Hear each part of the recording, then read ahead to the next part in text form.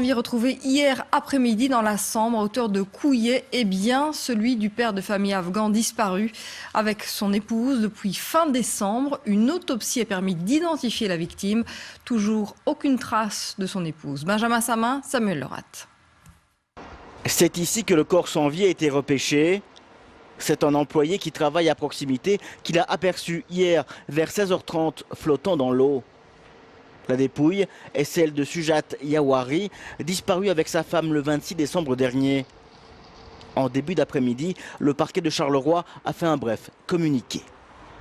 Identification de monsieur Sujat Yawari confirmée pour le corps retrouvé dans la Sambre. Pas d'autres informations complémentaires à communiquer pour l'instant.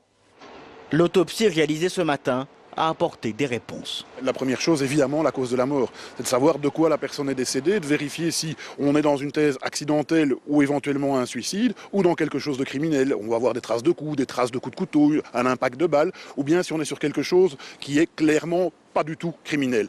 Et deuxième chose intéressante, évidemment, c'est la toxicologie, c'est-à-dire de déterminer si la personne avait pris de l'alcool, de la drogue, des médicaments, donc toute chose qui pourrait influer sur une personne qui va tomber dans l'eau, ce qui est le cas ici en l'occurrence.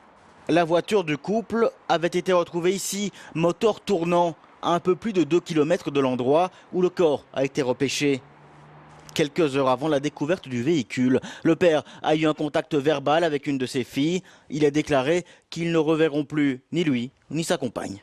Aujourd'hui, ce qu'on sait, c'est qu'effectivement, au moment du départ, le message qui avait été laissé par le monsieur à sa famille était plutôt pessimiste et laissait présager, si je puis dire, le pire. Donc à ce stade-ci, on ne pense pas nécessairement qu'on pourrait s'orienter vers une piste criminelle, mais ça serait plutôt un problème familial. À l'heure actuelle, le déroulé précis des faits n'est pas encore connu et la mère de famille est toujours portée disparue.